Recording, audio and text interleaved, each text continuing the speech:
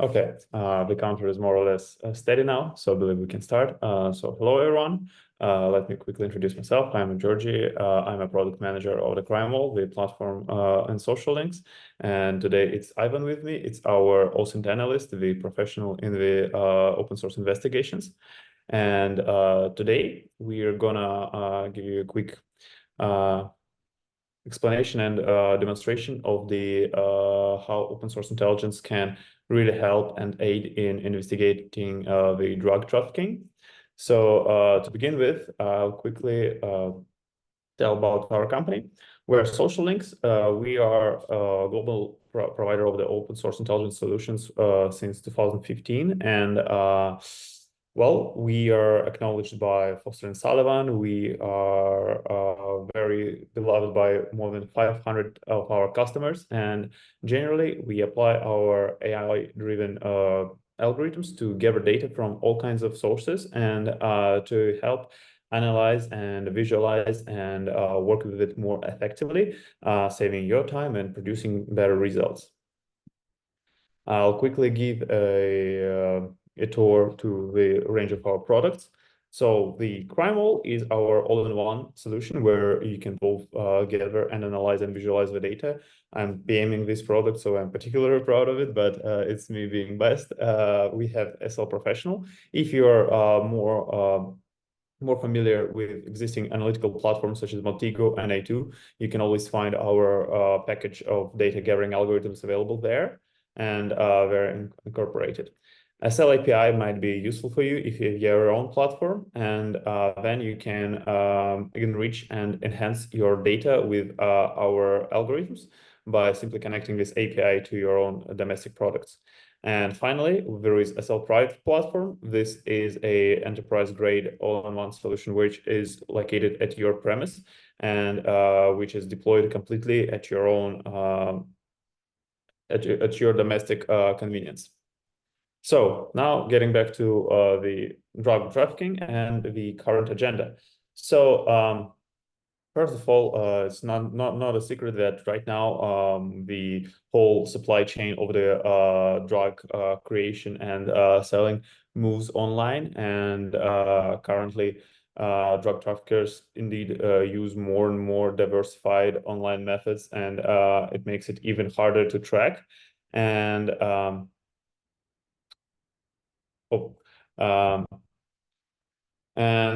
this is also further increase the complexity of the problem because the data is highly obscured, it's obfuscated, and it makes it hard to verify the accuracy of the data. We are working hard to cross-reference these data points to make sure that we can produce reliable data. Then it also possesses some challenges to actually provide the direct link from the identified actors within the several online platforms to the actual real identities.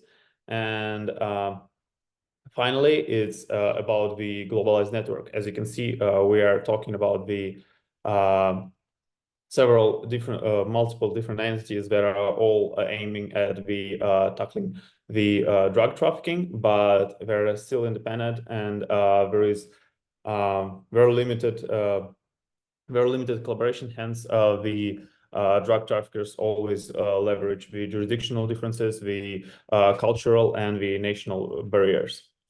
So, hence, there is a question on what we can do with this, how can we help with this? And well, the first and foremost step is to actually use as many sources as it's possible, and that's where open source intelligence is really helpful. Such solutions as ours help you to automate the process of gathering data from all kinds of darknet, social media platforms, and hence you can cross-reference and produce a more sensible, more valuable data out of it. And also you need to really keep in touch and stay with your hands on tools, because the new online sources and methods and platforms are appearing constantly, and there is getting more and more data, and you need to keep your data relevant to the current date. And finally, obviously leveraging international treaties and forcing as much collaboration between different entities, different institutions, different law enforcement agencies to ensure that traffickers have no chance at staying anonymized by constantly changing their national locations. So yeah, that's where such software as social links comes really handy, because instead of manually going through these multitude of big data that are it's impossible to go through this manually or to study it separately. You implement these techniques and tools which help you automate.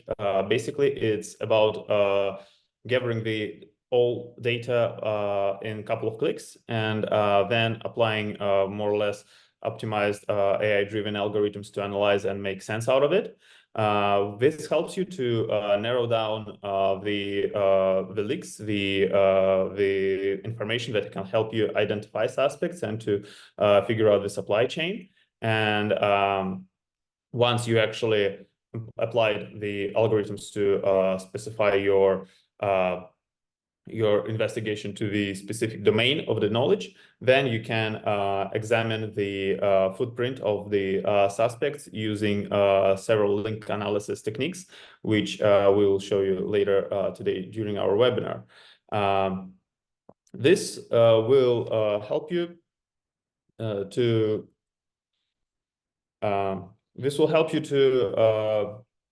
work with drug trafficking supply chain. And once you have actually identified the connections between the entities and the suspects' possible locations, suspect possible accounts, then you might come to his locations, and that's where you can actually transfer the acquired data to the actionable items to identify the strategy of how you can stop the trafficking process and hence to interrupt the supply chain.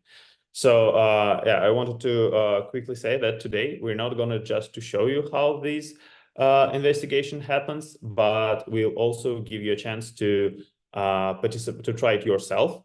So we provide you all the participants who are here now can access CrimeWall, the platform, to try and to repeat the investigation that our Osint specialist Ivan will show you today. To do so, you need to either follow the link in the chat or just simply use the QR code here. You'll need to go through a quick sign up process. Once you've accessed the system, you'll see some pre-made investigations that are here, that are there for you to take a look at, and hence to maybe already see what Osint solutions do. And while Ivan will be showing you how he applies the Osint techniques to unveil the supply chain, you'll be able to repeat these steps and hence both learn how to use our products and to understand more widely how the Osint helps in different investigative purposes. So at this point, I think I might just as well pass the microphone to Ivan, and let's see which cases he prepared for us. Okay, Georgie, great. Thank you very much for the introduction. So yes, I'm going to share my screen now, and we'll go into CrimeWall. Georgie, could you stop the screen sharing, please? Okay, thank you. So we will be showing a number of samples within CrimeWall. We will be covering the types of sources that are specific sources and search methods that are specifically available within the Social Links product portfolio. We will be showing a bit very quickly SL Pro as well. And as usual, we will start with the simple examples. So in the first one, we have started with a method darknet search users by alias. Here we have identified a vendor, and we also identified 2 records in data leaks using an optional extension that we have with one of our data partners, specifically for that. And once we have identified the vendor, we can look at the metadata of their accounts, including the description and everything else. In this particular instance, we extract a PGP open key from which, as we have been showing in some of our previous webinars as well, we can pivot to email addresses. And additionally, there is a phone number. So from the phone number, what we get is a true caller record with a name supplies only, and a data leak with an additional email address and this particular phone. So we extract that. And now we start working with the 3 email addresses that we have so far, one of which is certainly related to this vendor and 2 other ones we need to verify. So now we proceed to launch various collecting methods, which we have available.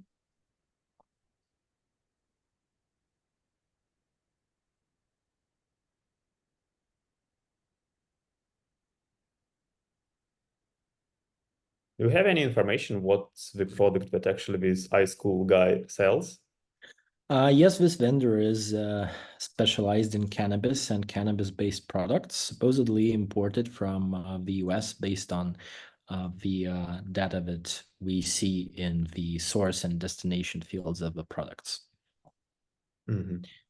So now, one of the things that we see is an account within LinkedIn and an account within Skype, those containing specific names. From the first email that we got from the PGP open key.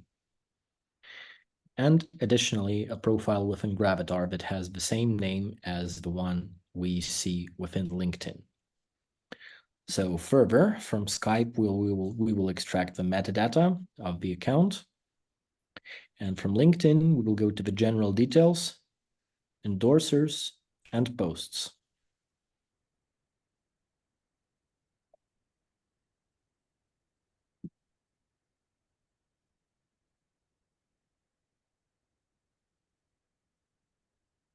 There is one particular post advertising the sale of cannabis on a Surface web source.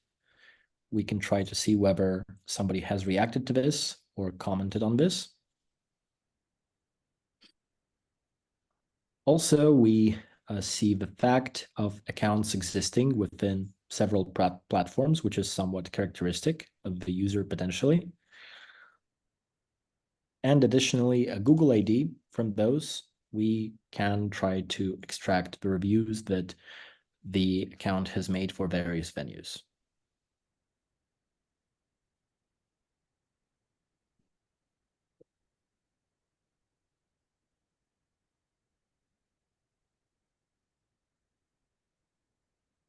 Oh, so we now also have a location.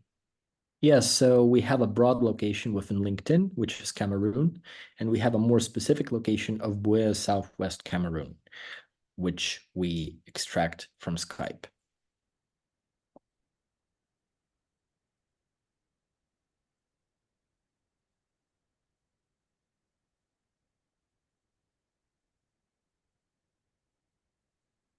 And a review made by the user is to a bar in the same location, Buea, Cameroon, that we have extracted from Skype.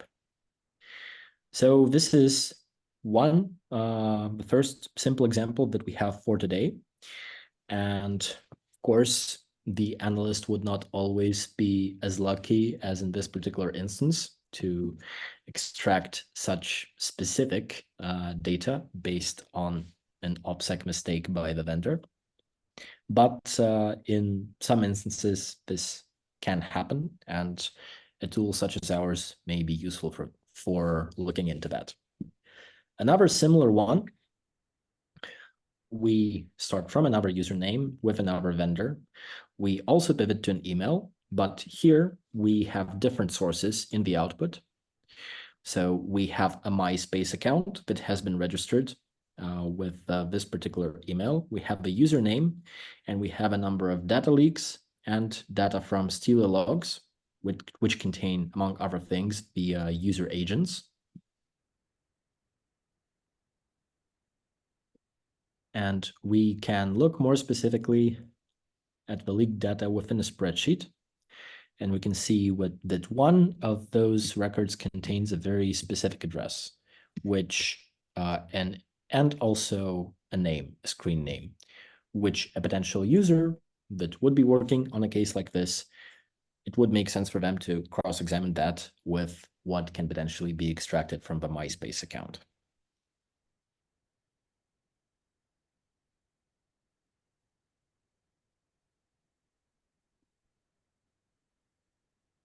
Okay, so I see that there are some questions in the chat. We will try to address them after the part with the functional demonstration. Now, this is something that we've had, I believe, 1 or 2 webinars ago with a recent case of an employee of the Taiwanese Ministry of Foreign Affairs also having been engaged as a dark web marketplace owner and administrator, the incognito market. So here we have a username, and we also have the email. From the username, we do identify several accounts, and that is something that we will be showing within our other product.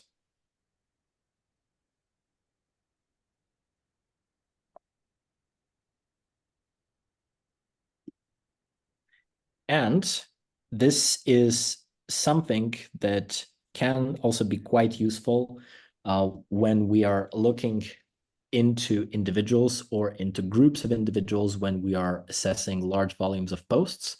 So sentiment analysis is something that is more associated with other types of cases, but it can be useful in profiling an individual as well. So here we extract all of the posts of the user. Let's make this a bit more compact. And then we process the text of those posts with our NLP functionality via OpenAI ChatGPT integration. We extract the key topics, and we extract the object-directed sentiment.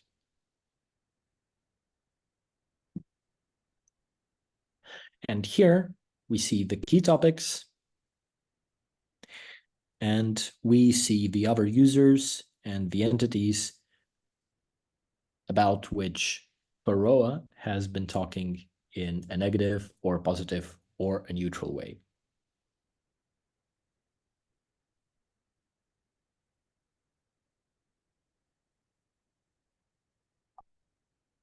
Now, the dark web functionality that we have started showcasing now, it is based on us having a ton of historical data on a number of key forums and marketplaces within the Onion ecosystem. And this can be used in a targeted way when researching a person, a vendor, or a forum user. And this can also be used on a more macro scale, so to speak.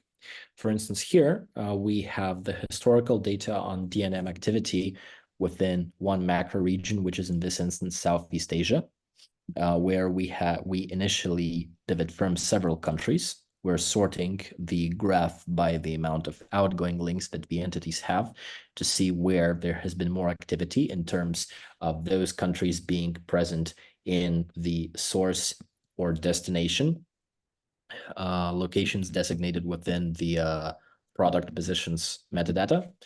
So we have Singapore, Cambodia, Malaysia, Thailand, Indonesia, Philippines, and Vietnam. We can look at the products and the vendors that intersect in relation to those countries. We can also look at the marketplaces that are the most relevant in researching this historical data within its scope, within the scope of this geography. So we see the point market, Apollon market, and nightmare market. And then we can identify the potentially more interesting vendors to further apply to them the same type of workflow that we have been showing right now in CrimeWall. Starting from the locations, are we actually available to unveil the supply chain process? As we now understand that there are several countries that are employed by the same platforms.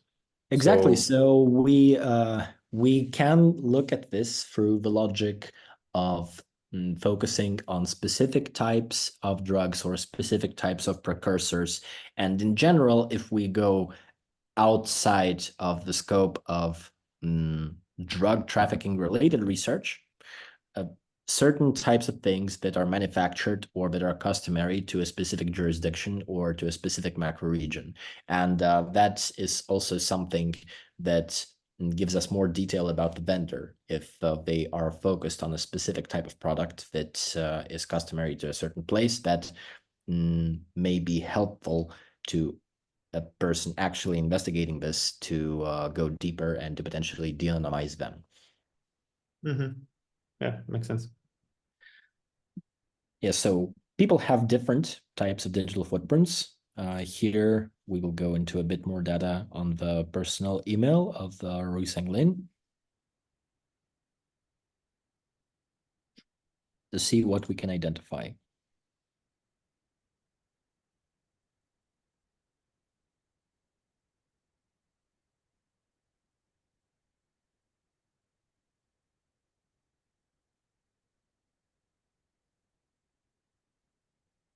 What we get is a leak from Edmodo Raid forums, a Skype profile, and we can see which tasks are currently running and which ones have been finished. So a few other things are in the process of being extracted.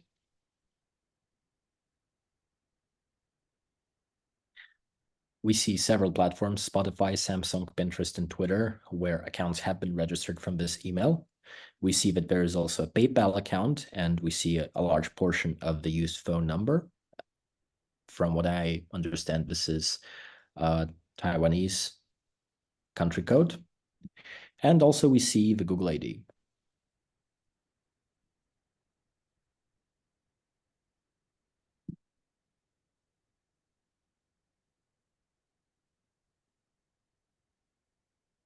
Now, those are some very, very basic intro examples, particularly for those of the guests of the webinar who have not been attending our events previously, who were not familiar with our company, to give you sort of an impression, a representation of our technical capacity. Now we'll be going into more interesting types of use cases, such as building social graphs and building more in-depth social graphs. Here, our starting point is a Facebook account of Ana Gabriela Rubio Zea, who was a TikTok influencer and a fentanyl broker, a fentanyl precursor broker arrested in Guatemala some time ago. And here, based on the Facebook account, and this type of thing can potentially be useful, again, to the people specifically investigating this case, specifically investigating this type of case. So I'm talking about workflow.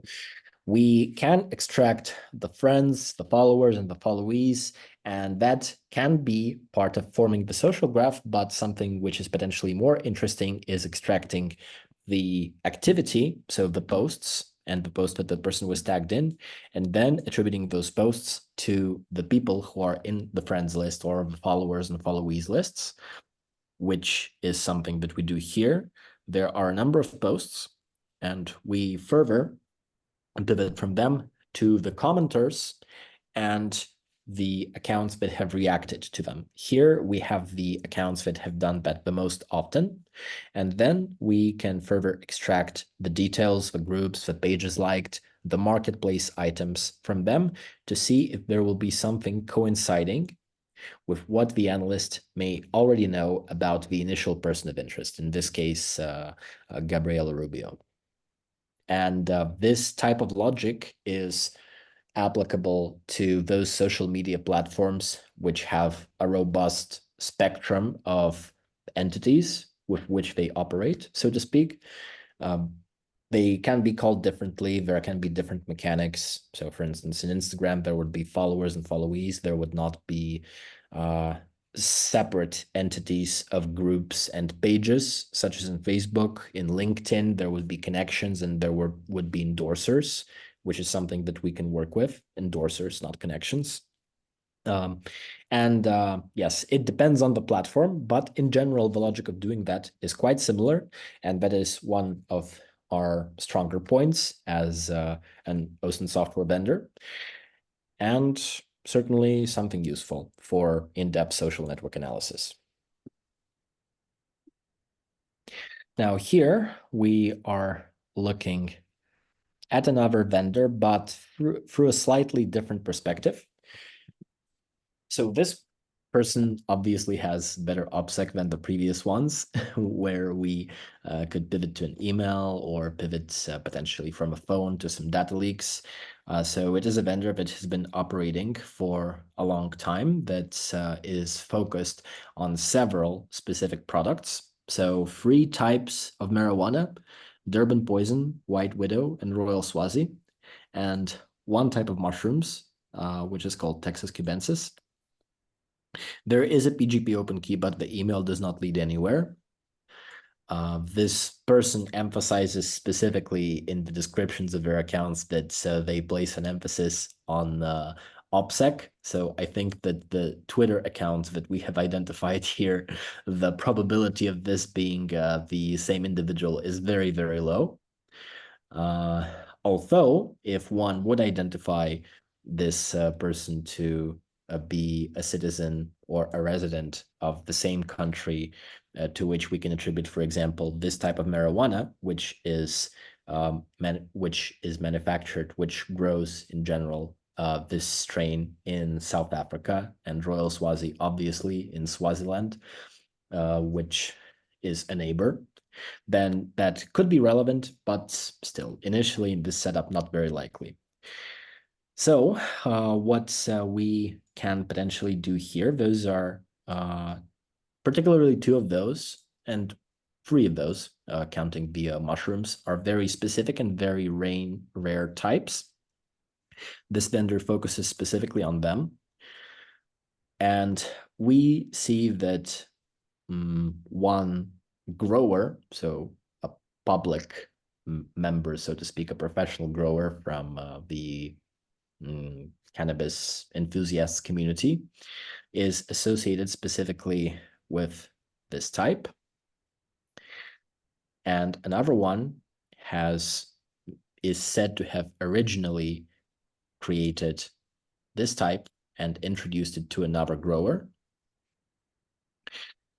And further, what we see are the associated companies associated with those people, 2 of which are in the same jurisdiction, the Netherlands, as we can see from the related open corporates records. So the corporate sources, the business registries, that type of thing can be relevant in an actually extensive and in-depth type of research. And then we see 4 companies in the US that sell this specific type of mushrooms as well. A different vector for us is data leaks, where we get 1 record from Black Market Reloaded, which was a DNM active a relatively long time ago, more than 10 years ago. And I did this in SL Pro, and for some reason within CrimeWall, we did not get the part of the record where there are Bitcoin addresses. But yes, transferred them here. And while we do not go into the area of the vendors that specialize in cryptocurrency investigations, that is another domain, and it is much more complicated than just getting the balances and looking at the directions of the transactions and looking up the value of the cryptocurrency address in some sources. Although that is valuable, investigating cryptocurrencies in depth is another field and a specific set of skills. So we will not be going into that here, although, of course, that may be a very interesting topic for another webinar. And we did some previously on that topic. So here, We see a few records with those. We see a record from Bitcoin Who's Who. We see a post on one of the dark web forums where specifically this address is mentioned by a certain user in the text. And this user is not Revenant Child. And this may imply a potential connection in this instance. And another vector is a Reddit conversation where Revenant Child was mentioned by several users, one of whom has mentioned another user in the context of a person of interests, supposedly, according to the user mentioning them in the Reddit conversation, living in the same jurisdiction and supposedly having helped them somehow. And we do find an account of one of those users on Hidden Answers Onion resource. So yes, this is something where we have a broader scope of used sources and used methods than in the previous ones, where we just pivot through PGP and de-anonymize through data leaks. I think we could also theoretically pivot here from the organizations to actual officers, because normally open corporates also contains data about the officers, if any, that have like the managerial role, which might be valid for the investigation of the beneficiaries. Definitely, definitely. In this instance, I'm not implying that they are directly connected to this vendor, directly connected to his commercial activity. It's just that those are very specific strains associated with specific people, and somebody who would actually be looking into this could work through those vectors as well.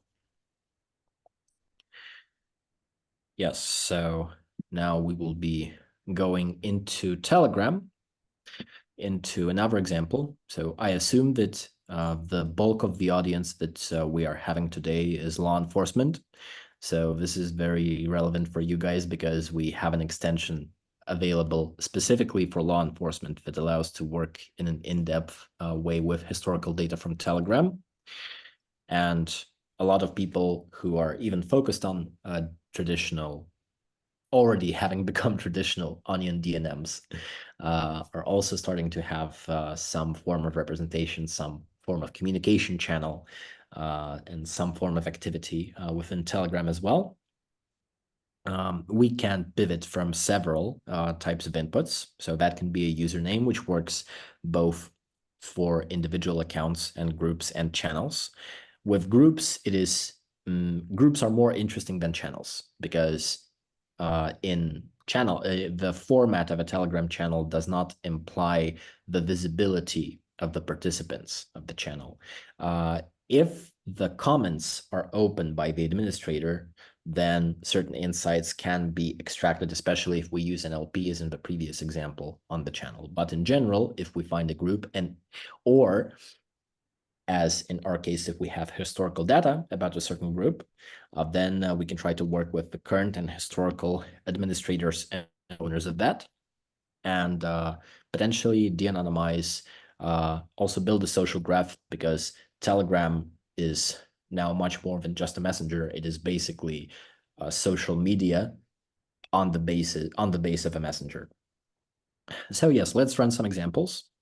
First, from this username, which is related to a street gang, very, very active on social media in YouTube and TikTok, and evidently with a fan base for the music. Some of the people associated with them are operating in London and controlling supposedly some portion of the retail level cocaine distribution there in the UK and London. So this is a very specific username. And here, there are certain things that we can do, such as try to extract a phone number using the specific functionality that I was referring to, which is available from social links to LEAs. And here we do identify a phone with an Italian country code, I think. And now we can try to pivot further from this.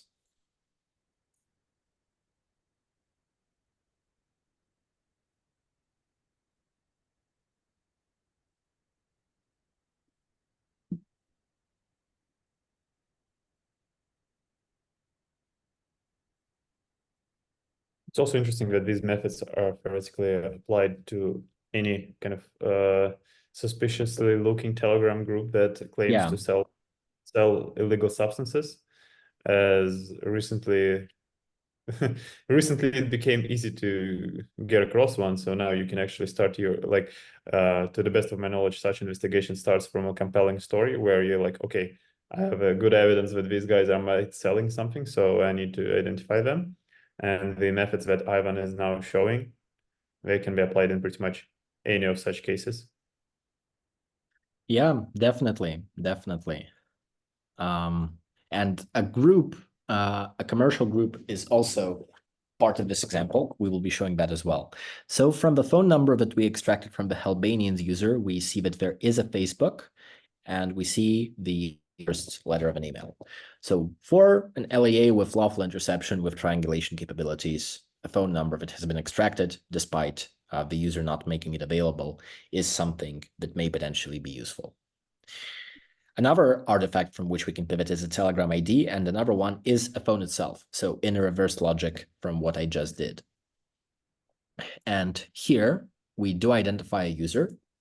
This one is not related to anything that is drug related, at least not to my knowledge, using as an example for Telegram now. So here, further, we can extract the groups messaged in and the groups that the person is present in, as well as historical photos and the messages within the groups as well.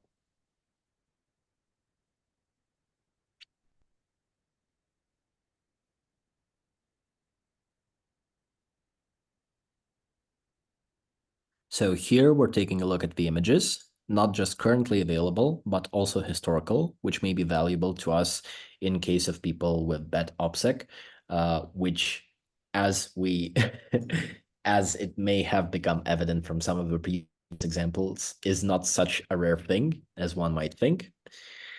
And here there are the groups, and then from the groups, we can go into the current and historical administrators and owners and members and the messages within the groups, which is something that we will do in the third example with Telegram. So a group, pathogens, mushrooms, new. Now let's get the admins, owners, ex-admins, and ex-owners. There is a bot. So supposedly a bot specifically for this. So this group operates in Israel, and I understand. So there's a screen name for the bot in Hebrew. There are several users. So those are not just users. Those are current and historical administrators and owners. And then from them, we can get the other groups that are associated with them. And we can also try to get the numbers, which will work if there is ample historical data for them. And yes, now while I'm doing this, from what I understand, the guests of our webinar have been provided with a crime trial. So I'll just send to the chat quickly a sample phone for you to use to try to work in parallel with us to see what you can identify with the input, and also a sample email. So sending a phone now.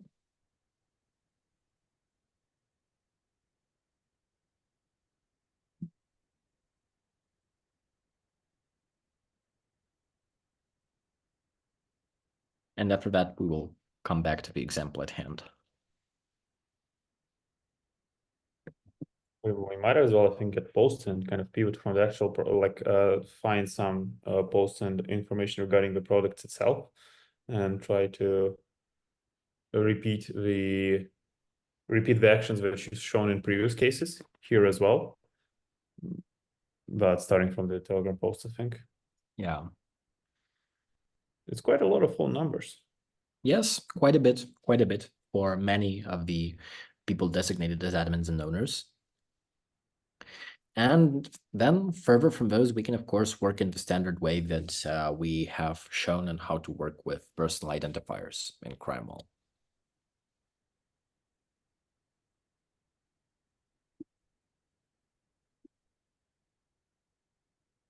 So let's try just parts of the methods available.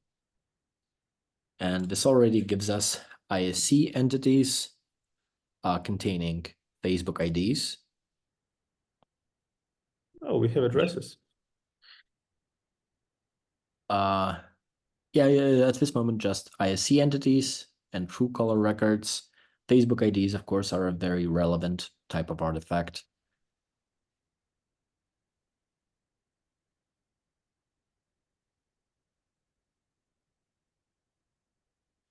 So yes, this is also another type of workflow. And then we also have standard functionality for Telegram, which is not based on the optional extension for LEAs with historical data. That lets us look at data that is currently publicly available. So there is one group, drive-through guys, and there are a number of profiles that we see as the participants and a number of messages. So again, this functionality is currently available in CrimeWall, but it will be currently somewhat quicker, somewhat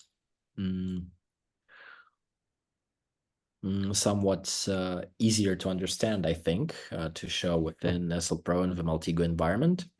So here we take the messages, about 200, not all of them, and again, use NLP to see whether there will be a certain type of topic, such as a location, because there are addresses and locations and that type of data shared within the group, or a piece of contact data, or something else.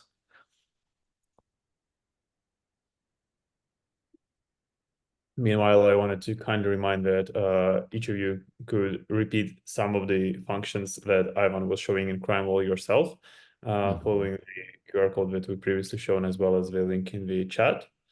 Once again, some of the functionality is only available to law enforcement agencies. If you are one, please let us know and we'll contact you separately. But most of the stuff that Ivan was showing, you could try to do yourself, especially from the data points that Ivan shared in the chat, which is the email and the phone number.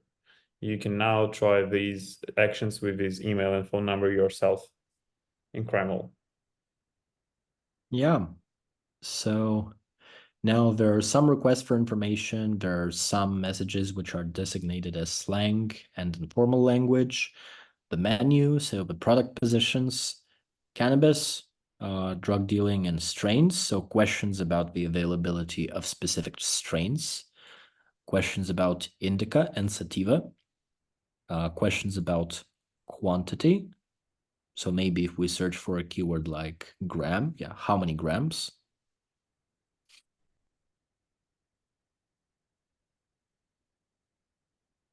Strain, the marijuana there. Yes, promotion. Our reward cards are back in. So yes, and this is extracted in a matter of, well, under a minute. This is fairly quick. And then the analyst can sift through all of this, search for specific things that they may have as initial hypotheses, and yes, further work with it. Again, this specific example was based on the functionality that is available to all our clients, not just LEAs. So the Telegram functionality is obviously applicable to other types of cases. And we had one of the examples on a fentanyl broker. And here, another example is on a production company specialized in chemicals, some of which can be used and supposedly have been used, according to US government entities, for further production of fentanyl, which is a very big problem for the US and something which I think is very relevant in the work of entities such as the DEA and FBI and so on. And initially, we start from the name of the company, and it is a public business. Public, not meaning publicly traded. I mean, it's within China, within their jurisdiction. It is just a chemical company. So we see Wuhan Shukang Biological Technology. Wuhan is the same region where supposedly COVID has originated. We see a record from sanction lists that programs illicit drugs authority Office of Foreign Assets Control. We see two records within OCCRP Aleph, which is also quite relevant when looking through organizational entities, them having the same address in the region that we were referencing, Wuhan. And those records, the sanction records, they contain names and personal contact data of the people associated, the managers within the organization, some of which we can see here, the emails and the phones. And also, there is LookChem, which I believe is a marketplace, just a surface web general chemical components marketplace. And that company is represented there. And there is the contact details of the salespeople within the company from which we can work also in a standard way. So here we see Telegram, we see Skype for communications with clients. We see the fact of accounts existing within Weibo, and so on. And additionally, the sanction records also included a Bitcoin address, which we see in several records on Russian language forums about a Bitcoin developer under a certain username claiming that he has found a mining pool that has started blocking blockchain operations that were related to subjects currently under OFAC sanctions. And this is mentioned here, so that all of the designated operations have been related to one specific address, which is the one in the sanction records. Again, something which may be very relevant for a cryptocurrency-focused investigator. And yes, we've been covering conventional sources, but there are much more that we have that are more niche, more specific. Some of them work in the logic of social media, although they do not belong to the category of social media in the traditionally perceived sense.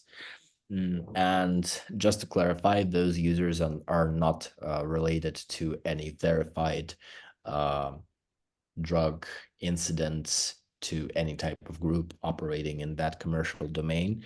Those are used specifically for examples on Flickr, Duolingo, Steam, YouTube, PayPal, and OnlyFans. Generally, the topic of drug trafficking investigations, for instance, one time it was covered in an interesting way by a French journalist on the Le Hack conference with a very large emphasis on GeoInt and on imagery intelligence. In terms of imagery, what we can work with is facial recognition and obviously reverse image searches. In this particular instance, we did not identify anything based on the face and alias of the individual, although we do see it here. But if somebody were to spend some number of minutes, this image looks like something that can definitely be narrowed down to understand where this is. So there's a lot of identifiers, a lot of pivot points here, but that is not the topic of the webinar. Then if we have an account on any of those platforms with a face and name or a face and username, we can pivot to other platforms, which we see here. So those are the facial recognition features. For YouTube, we can identify the accounts, and soon we will also have transferred to the CrimeWall the functionality to get the videos made by the specific YouTube account. Then Steam, the global gaming marketplace, we can extract different things such as general details, groups, inventory items, links to our profiles, and friends lists. From Duolingo, also followers, followees, and the languages associated with the profile. And there are some other ones such as GitHub, Flickr, Discord, and TripAdvisor also available within CrimeWall and within SLPro as well. So yes, I believe that now perhaps we can answer some of the questions in the chat. We'll just be looking from those.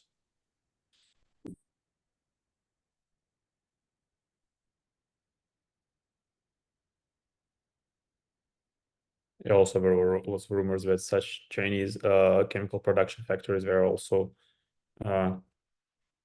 like the primary point of supply chain of trafficking. Like I've heard that Latin American producers, they utilize quite a few of the Chinese produced chemicals.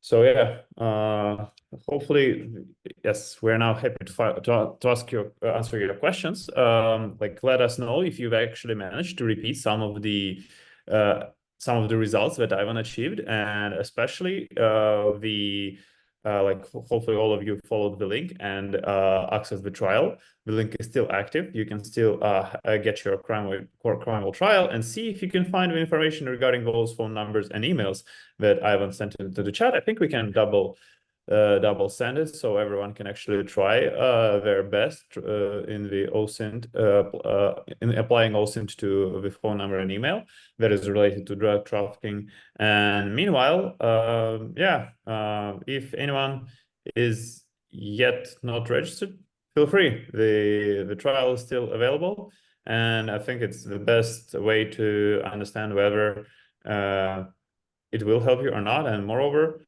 there is quite a lot of the learning materials. There were questions about this, and let us know if you need any other help with the understanding both how to use the platform with the interface and with how to do OSINT. I'm sure me and my colleagues would be very helpful, very happy to help you with solving your cases. Yeah. Thank you, George. So just a few questions. A very good one. How do you deal with the noise related to homonyms? So there is a way to deal with it beforehand, which is to pivot from specific data and to not do a broad search, but rather a specific extraction. So not searching by an alias, but getting the account associated with specifically this alias, and not variations and similar ones. Then if it is a name that we pivot from, in the case it is not a rare or very specific name, it is very, very good if we have at least some type of additional input before that, such as a name of a supposedly associated company, or a certain location, a city, not a specific address, or at least a jurisdiction, occupation of the person, anything that is hypothesized or known about them, to narrow down in case we get, let's say, a lot of Facebook accounts or a lot of TikTok, Instagram accounts, to narrow down when researching them to see if there is anything associated in their activity that corresponds with what we previously know. Of course, if there is an identifier, phone, email, username, then that is very relevant because an identifier is something precise. Although we have been showing cases, of course, where we get ample amounts of data we are absolutely not saying this will always be like that. So there will be instances of the analysts hitting a dead end, of there not being enough data. Yes, so we provide very powerful, awesome tools, evidently, but they are not magic pills at this moment. Not yet, at least. We will get there at some point. We're trying our best to make a magic pill. Yes, to make a super magic pill, definitely. Not of the wrong kind. So yes, some other questions. Does it support other languages? Yes. So there will the interface itself is in English, but the searches can be done with different languages. The processing, the NLP processing can be done on different languages. There is another question for NLP. The NLP functionality in Maltego is coming through the SL plugin. Yes, it is coming through SL Pro. It is also available in CrimeWall. And we have some NLP methods that are our own and some which rely on OpenAI's ChatGPT. And actually, there is a built-in ability to translate the data that you receive to English language. In case you're working, coming back to the point that I've raised previously regarding the fact that you need to work with the entities from all over the world and from different, with the data sources from different languages, you can always translate it.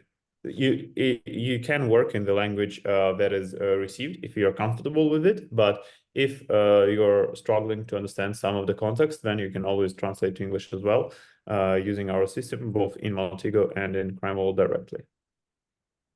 Yeah. Okay, another one. Can we confirm that those tools are the bare minimum required for such an investigation, regardless of the region? And is this potentially relevant for the Middle East? This is definitely relevant for the Middle East. So one of the examples that we had was Middle Eastern. Another one was African. We do have a lot of clients in different Middle Eastern countries.